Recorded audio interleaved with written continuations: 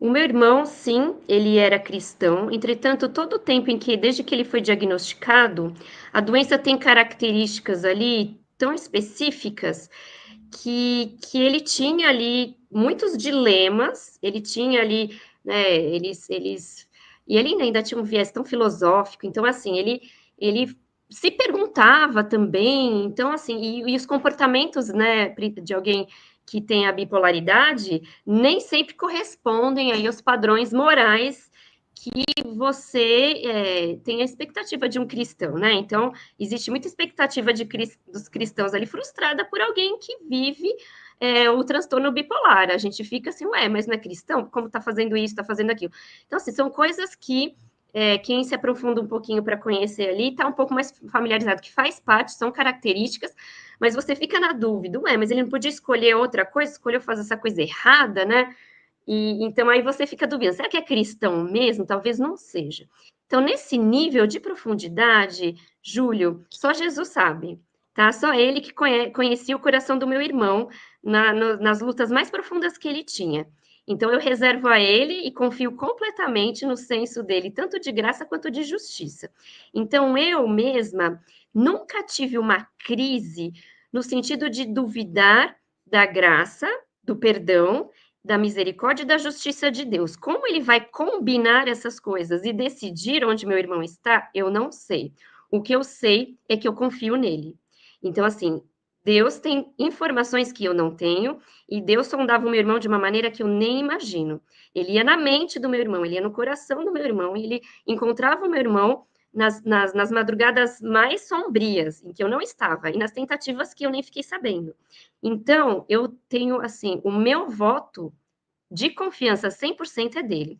Entretanto, eu tive que lidar com os meus pais que foram criados de uma forma muito mais rígida e eles próprios tinham as dúvidas deles. Então, eles tinham dilemas muito fortes, porque não era nem gente que vinha falar com eles, as pessoas foram bastante sensíveis. Eu não tenho o que falar delas, não, viu, Júlio? Porque elas vieram de contextos ali bastante até legalistas, mas elas foram muito sensíveis. De forma geral, eu não tenho assim ninguém para falar, nossa, como os cristãos foram, né? Ou nossa comunidade da época. Não, não tenho mesmo, Júlio. Se elas tinham esses pensamentos, elas foram até muito sensíveis. Ainda mais que era uma época de pandemia, que estava todo mundo perdendo todo mundo. Ninguém tinha coragem de falar alguma coisa assim muito, sabe, assim, taxativa. Pelo menos não chegou a mim. Mas trabalhar a própria visão da minha mãe e do meu pai, né, principalmente da minha mãe, ela tinha conflitos terríveis, coitadinha. Ela ficava, mas meu Deus, aonde eu encaixo isso sobre o meu filho? As coisas que eu aprendi e que me disseram. Então, para mim, Júlio, isso foi o mais cortante. É realmente a gente pedir para o Espírito Santo ir lá dentro dela e falar: Espírito Santo, faz o trabalho que eu não consigo. Eu não consigo falar para minha mãe, convencer a minha mãe do que ela precisa ser convencida, que nem eu não consigo nem verbalizar, porque eu não tenho uma teologia tão assim profunda a ponto de dizer, mãe, o meu irmão está aqui ou está lá. Eu não ia dizer, não era eu para dizer isso. E a minha mãe, ela teve uma experiência com Deus mesmo sobre isso. Ela não é teóloga, eu também não. Então, ela teve essa experiência e eu não consigo classificar aí no sentido teológico o quanto está contextualizado, não, mas foi a experiência dela. Deus, de alguma forma, ministrou ali no coração dela aquela passagem de Natanael na árvore, quando ele não. Jesus não tinha chegado ainda lá e falou para Natanael que ele viu Natanael ali na árvore. Antes mesmo dele estar ali, de ele se encontrar com Natanael, ele já tinha visto. E Jesus usou, e Deus usou essa palavra para falar para minha mãe: eu vi o seu filho antes mesmo de eu chegar ali, eu já tinha visto ele. Antes dele me chamar, antes dele ter a intenção ali de que eu chegasse e me encontrasse com ele, eu já tinha visto o seu filho. Então, eu vi antes o seu filho, era isso. Eu o vi antes. Então, com essa experiência, a minha mãe se apaziguou. Ela não tem a resposta, e ninguém tem a resposta.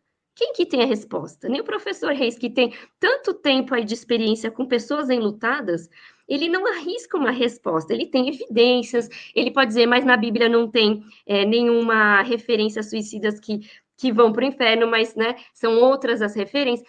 Enfim, existe margem aí para grandes discussões, mas a decisão, graças a Deus, está nas mãos dele.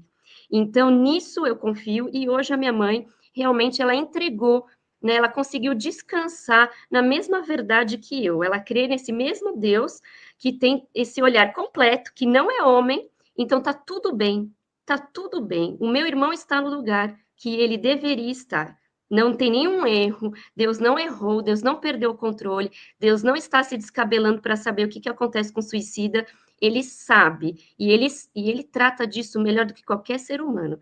Então, é nisso que está o meu consolo, e está tudo bem nesse aspecto. Sinto falta dele, mas eu sei que ele está no lugar que Deus decidiu, e eu vou confiar na decisão dele. E a minha mãe, hoje, ela também está num processo de recuperação já bem avançada, ela já tem as fases da depressão aí, já passou por algumas, está numa fase muito melhor, né, ela e meu pai, mas ela chegou a bons termos depois que ela foi a mim, eu não soube falar tão bem quanto ela, mas ela conseguiu, de alguma maneira, o Espírito Santo conseguiu trabalhar no coração dela, de que ela entendeu que Deus tinha visto o meu irmão muito antes dela se preocupar e muito antes dele clamar, o Jesus já estava lá. O que isso quer dizer? Em termos de eternidade, eu não sei, mas foi isso que a minha mãe, que apaziguou e consolou o coração da minha mãe, e isso basta. Então, é nesse lugar que estamos hoje.